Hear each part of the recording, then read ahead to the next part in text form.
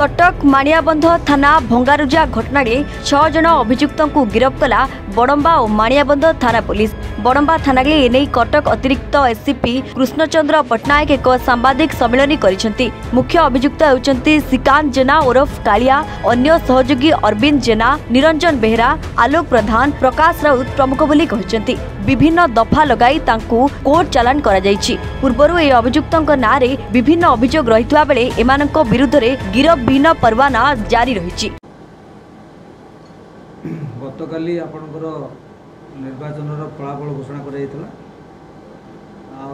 Patrolling जारी रही है सबुआड़े।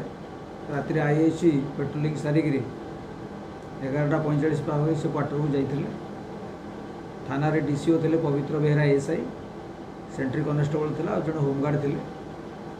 प्राय 12:15 रु 12:28 भितर 7 जन पिला संतरावली महुलिया और माणियाबंधर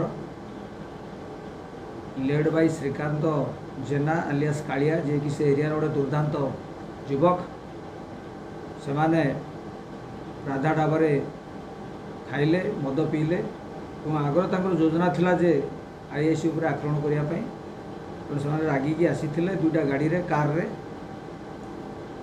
से आसिक प्रथमे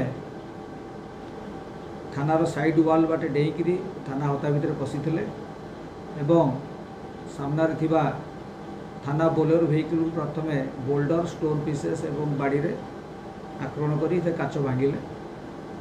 यापर आमर डीसीओ जे बेहरा बाबू से उठी पड़े ताकू मध्य गोटे थापड़ मारी गाड़ी गुलस करथिले एवं सामनार थिबा होमगार्ड ताकू मध्य से माने बाड़ाबाड़ी करथिले, तंटी चिपी देथिले एवं से माने पाटितुंड करी जेतेबेले बड़ पार्टी कले से आसामी माने फेरार हो गले।